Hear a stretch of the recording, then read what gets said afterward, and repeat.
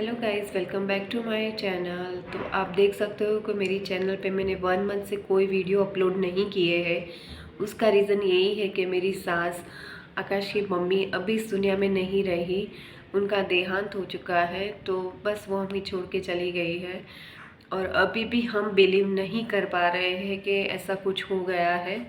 अभी लगता है कि वो अभी अहमदाबाद के घर में होगी, हम जाएंगे और वो हमें मिलेगी। बस अभी बिलीव ही नहीं कर पा रहे, 1 मंथ से ऊपर हो गया है। तो अभी क्या करें, कुछ समझ में नहीं आता था। और ये सिचुएशन ऐसी हो गई, आप समझ सकते हो कि ऐसे सिचुएशन में व्लॉग पॉसिबल ही नहीं है। और बस मैंने आप सभी लोगों को बताने के लिए ये वीडियो बनाया है, क्योंकि 1 मंथ से मेरे वीडियो क्यों नहीं आ रहे थे, तो वो बस उसका रीज़न बताने के लिए मैंने ये वीडियो बनाया है। और सिचुएशन ऐसे अचानक से हो गई थी। तो मैं आपको स्टार्टिंग से बात करूँगी तो मम्मी को ना 1 वीक से ना चेस्ट पेन हो रहा था। तो पापा डॉक्टर के पास लेके गए थे, उनके सब डायबिटीज़ वो सब रिपोर्ट करवाए, वो सब नॉर्मल आए थे। और बस तो उनको ना चेस्ट पेन हो रहा था, तो डॉक्टर ने गोली दी थी। तो बस उनसे थोड़ी देर ठीक हो जाता था, फिर बढ़ जाता था। बस तो भी उनको वो चेस्ट पेन ख़त्म नहीं हुआ। तो पापा ने डिसाइड किया कि अभी वो जो हार्ट इंस्टीट्यूट है एपेक्स अहमदाबाद में, वहाँ बता देते हैं, क्योंकि हार्ट इंस्टीट्यूट वो अच्छी हॉस्पिटल है, तो ना क्लियर हो जाए कि क्या इश्यू है हार्ट को रिलेटेड। तो बस 20 तारीख थी, पापा गए थे। तो फिर बताया कि ना मम्मी का हार्ट सिर्फ 15% ही चल रहा है। तो उन्होंने बोला कि एडमिट करने के लिए, तो उन्होंने बोला कि एडमिट करना पड़ेगा। और मम्मी को ना डायबिटीज़ है, तो उन्होंने बोला कि अगर हम एंजियोग्राफी कुछ करते हैं तो डायलिसिस की सिचुएशन आ सकती है। तो हमारे हॉस्पिटल में वो फैसिलिटी नहीं है, तो आप कहीं और जगह पे ना जाओ, और वो हॉस्पिटल में जाओ जहाँ ना ऐसी फैसिलिटी हो। और भी तो बस पापा मम्मी का जो डायबिटीज़ का जो डॉक्टर था, वो भी ना साल हॉस्पिटल, जो पापा सोच रहे थे कि हम साल हॉस्पिटल में एडमिट करें, तो वहाँ आता था विज़िट के लिए। तो पापा ने सोचा वो बेटर रहेगा, लेकिन हमको क्या पता था कि वो हॉस्पिटल ऐसी निकलेगी। तो पता नहीं, वो ना कोई भी ना साल हॉस्पिटल में मत जाना जो अहमदाबाद में है, क्योंकि उसका एक्सपीरियंस हमें बहुत ही ख़राब रहा। मम्मी को 3 दिन बहुत ही अच्छा था, तब कोई ट्रीटमेंट उन्होंने स्टार्ट नहीं की थी।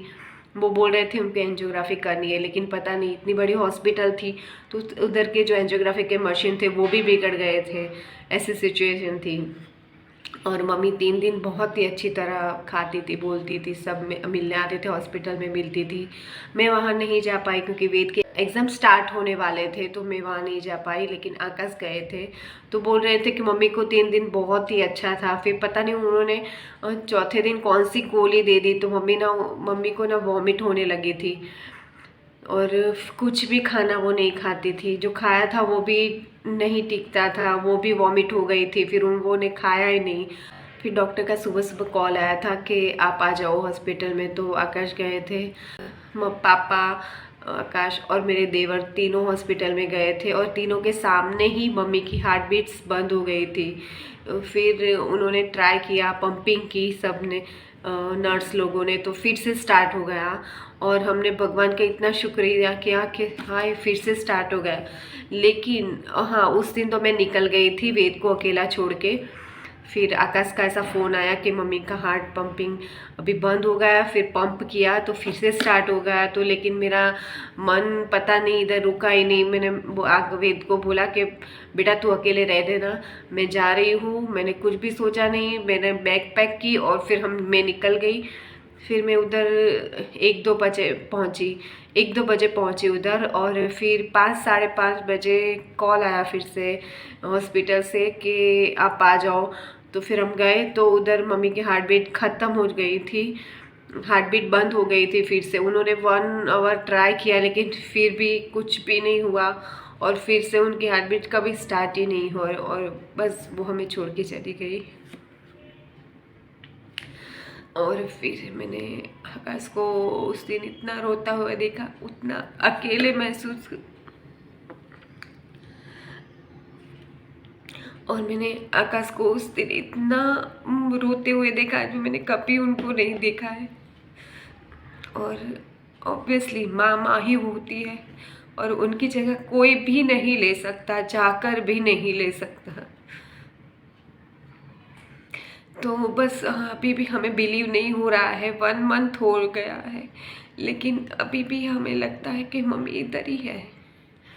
और सबसे ज़्यादा तो पापा को लगेगा अकेलापन, क्योंकि वो दोनों साथ में ही रहते थे। खाना पीना सोना बातें करना, कहीं बाहर घूमने जाना हो तभी भी वो साथ में ही रहते थे। लाइफ के जो पिछले साल होते हैं उसमें ही हमें पार्टनर की बहुत ही ज़रूरत होती है, और ऐसे टाइम पे ही हमारा पार्टनर हमें छोड़ के चला जाए तो बहुत ही अकेले हो जाते हैं। और हम भी चाह लिए वो कमी हम कभी भी पूरी नहीं कर सकते, क्योंकि मम्मी की जगह कोई भी नहीं ले सकता।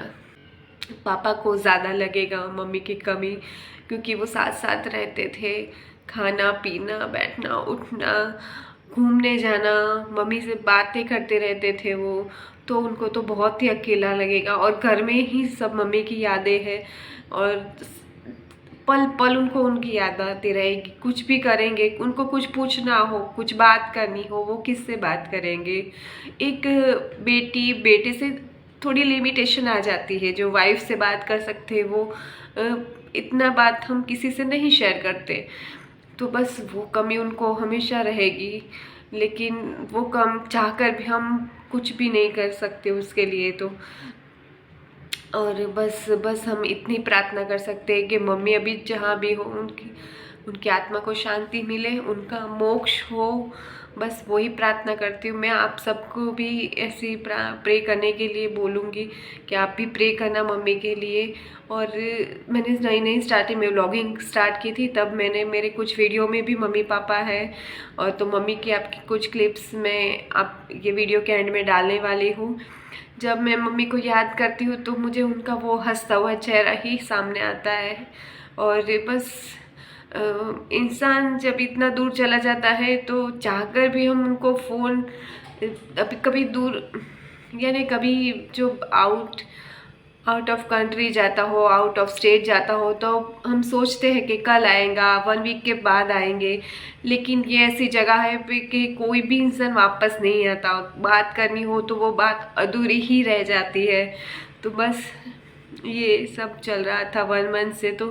तो मैं सोच रही थी कि वीडियो बनाऊँ या नहीं बनाऊँ वीडियो, लेकिन फिर आकाश ने बोला कि बना लो, उसमें कुछ दिक्कत नहीं है। और आप सभी लोगों को भी बताना था कि 1 मंथ से मैं क्यों अपलोड नहीं कर रही हूँ वीडियो।